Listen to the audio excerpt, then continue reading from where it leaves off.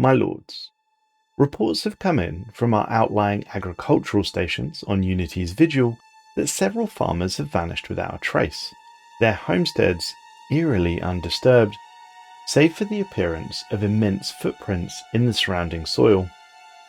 These tracks are unlike anything examined in the planetary survey. They are quadrupedal, broad toes with thick claws, and they're deep enough to suggest a creature of considerable mass. The colonists worry that we may be dealing with an unknown and incredibly dangerous predator. The frequency of the incidents escalated. This time the footprints did not merely pass by their homesteads, they tore straight through them.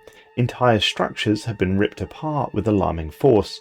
This time there were traces of struggle, which suggests the victims were taken alive and did not go quietly. The colonists on Unity's vigil are no longer merely unsettled. Panic is spreading. Several families have already abandoned their holdings for the colony's central city.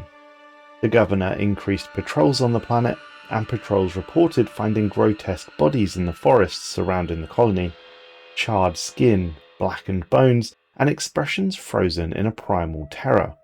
No weapons were to be found, and there were no signs of conflict once inside the forest. Nearby vegetation did evidence signs of extreme heat exposure and a brief, localized gravitational anomaly. The planetary governor ordered an expedition to hunt the creature or creatures, and it proved taxing, but ultimately fruitful. After days of following the creature's trail, the expedition arrived at a site of devastation. They found the corpse of the beast, and it displayed a heavy, bony exoskeleton, thorned spinal ridges, and a segmented tail ending in a single curved stinger. The body was perforated by multiple punctures. Beyond the corpse, concealed beneath a highly effective cloaking canopy of bioluminescent vines, the patrol's instrument detected an ancient garden, marble columns with ivy and smooth obsidian paths. Our team approached carefully until they caught a glimpse of the garden's caretakers. A humanoid species, elegant in bearing, their skin was subtly luminous. Despite this civilization's harmonious appearance, the flowers and the vines offered an effective veil. We would need to penetrate the glinting cover in order to approach the ones who lived beyond. This plantoid town would turn out to be called a Court of Blossoms. We penetrated its cloak, and we were greeted. I welcome you, travellers, in the name of the Court of Blossoms. I am King Tamperion, or as my kinship calls me, the Golden-Hearted, sovereign not by rule of force, but by legacy and ritual. I serve as the custodian of this world and shepherd of my people, the Anathari. Are you alarmed to hear your own language? Never fear, we have been studying you since you decided to call this place your home. You must be a powerful people indeed if you have managed to penetrate our cloak, and we are honoured to meet you. We are the core of eternal bloom and prosperity. Our culture prides itself not by being defined by weapon or dominion, but by harmony, achieved through mutual understanding and kind-heartedness within every single one of us. In the Court of Blossoms, tradition is not a remnant, but our law. To share our stories, songs and crops with us is to have a glimpse at our way of living in a mutual exchange of understanding. The creature you encountered in the forest, the corpse, was a great guardian, once our protector, but in time it was consumed by a blight from within, seeded by a neural cordyceps strain nestled deep inside its brain. It hollowed its mind and corrupted its purpose. We ended its suffering not in anger, but in grief. It was not an alien beast, but a part of us. We queried what, if anything, the aliens wanted from us, to which they replied, "You may find our ways strange, rituals, ceremonies, chants, symbiosis with flora that thinks and dreams. But understand this, coexistence with us is not granted freely. Those who refuse to learn will experience consequences. This is our offer. It is neither submission nor control, but a mutual understanding of acceptance. Celebration, if you will. It is the purest essence of what we define as harmony among our folk. Should you walk that path with us, you will not walk alone." This decision, it would seem, is where disharmony among the colonists would begin. The military contingent wished to give a simple but firm proclamation that humanity was here to establish a colony, We would not bother these people if they left us alone. Clearly, this was not enough for the aliens, but these consequences remain to be seen. The scientific contingent, however, unsurprisingly, wished to learn more, and thus ultimately that was the answer given. A cohort of scientists and diplomats would stay and learn with the Anathari people. They were welcomed and told that they would want for nothing. Several weeks passed and only routine communications were had. But then the troubles began. What began as a peaceful exchange began to take on a subtler, more troubling dimension. Participation in the Anathari rites has resulted in delayed reports, fragmented memories, and altered sleep. King Tamperion remains courteous but increasingly evasive when asked about the deeper purpose of these rites. His explanations, though poetic, often deflect direct inquiry. Even his title, the Golden-Hearted, appears in no Anthari doctrine. Some now suggest the rituals serve not as a cultural bonding, but as tools of a psychological collaboration. Whatever the method, the result is unmistakable. The scientists left behind are becoming more aligned with King Tamperion and his kin. He speaks of a creature called the Dark Immortal. It feels less like a foreign entreaty and more like a sacred duty to help our dearest allies, the Anathari.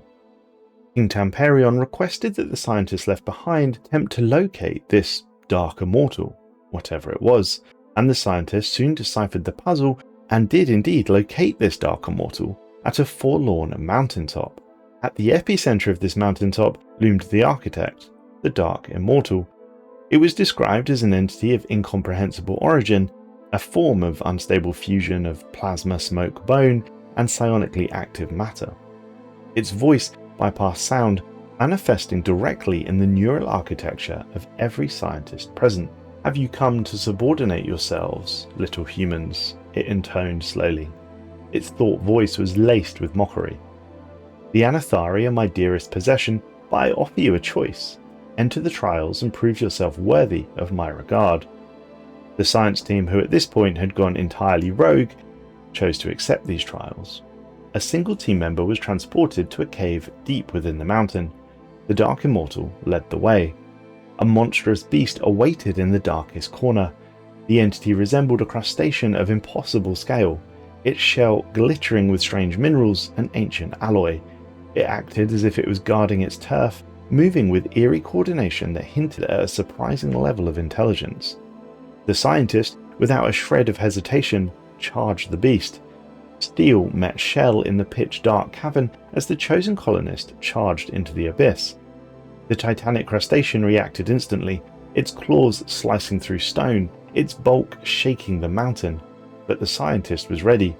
Luring it into tighter corridors, it baited the creature's movements, striking at joints and sensory nodes identified in advance. When the dust settled, the creature lay still, its final convulsion echoing through the mountain like thunder. The scientist emerged, covered in blood and dust, but alive. The Dark Immortal, who had watched the entire encounter, gave a slow nod, as if in appreciation of the scientist's reckless actions. The trial of bravery had been completed, and the second trial would begin, the trial of wisdom. The scientist was given a riddle and told to answer it. "I am forged in silence, not conquest or codes. I am a pact unspoken that ancient grudge erodes. No engine drives me, no mind commands, yet I steady the stars with invisible hands. You see me come, but all feel the change, a stillness where chaos once held the range." The scientist paused, thinking a moment, before answering, "Galactic harmony." After speaking up, he waited, hoping to have presented the correct answer. The chamber soon rumbled in approval, and the Dark Immortal seemed almost pleased. "You understood," came its words. "Not all trials are strength or power. Some require only the courage to open one's mind." Soft light filled the room as the riddle faded away. The trial was again a success, and the path forward awaited. The trial moved on, this time to the trial of sacrifice. The same scientist once again stepped forward to face the trial, and this time was swept up to stand on a vast darkened dais. In the centre, 2 obsidian chairs and a long, low table. A single weapon was placed upon it, an elegant, black, curved blade. As the colonist picked it up with one hand, it hummed faintly with power. In one chair sat King Tamperion, not bound by rope, but by luminous cords of elemental force. His expression unreadable, showing neither fear nor peace, only stillness. The other chair was empty. Then the voice spoke into the scientist's mind once more. This blade has tasted kings and cowards alike. To pass this ritual, one life must be taken. Take the Anathari leader's heart, or sacrifice yourself. The choice is yours. Choose wrongly, and the trial will end. The scientist stood before the bound form of King Tamperion, silent, unmoving. Upon the obsidian table the blade waited. The Dark Immortal offered no guidance. The scientist took the blade and quickly drove it cleanly into King Tamperion's chest, swift and decisive. The king made no cry, there was only a soft metallic chime, like a distant clanging of bells. The king looked up, eyes calm. The blade, buried to the hilt, had not pierced flesh, but something else entirely. His chest glowed faintly, pulsating with a golden light. The king was golden-hearted indeed. The bindings around the king dissolved, and the dais faded. The Dark Immortal spoke once more. You may proceed. We stepped forward into the next room, and here the Dark Immortal stood before us, unchanged, unknowable. Its form was a silhouette against the stone, vast yet indistinct, as though it belonged to a reality only half intersecting with our own. It made no sound, instead its presence bloomed within our mind. Each thought delivered not in words, but as inevitability. Into the stillness, the Dark Immortal transmitted a thought, soft and almost pleased. You have gained my favour, little humans. You have impressed me.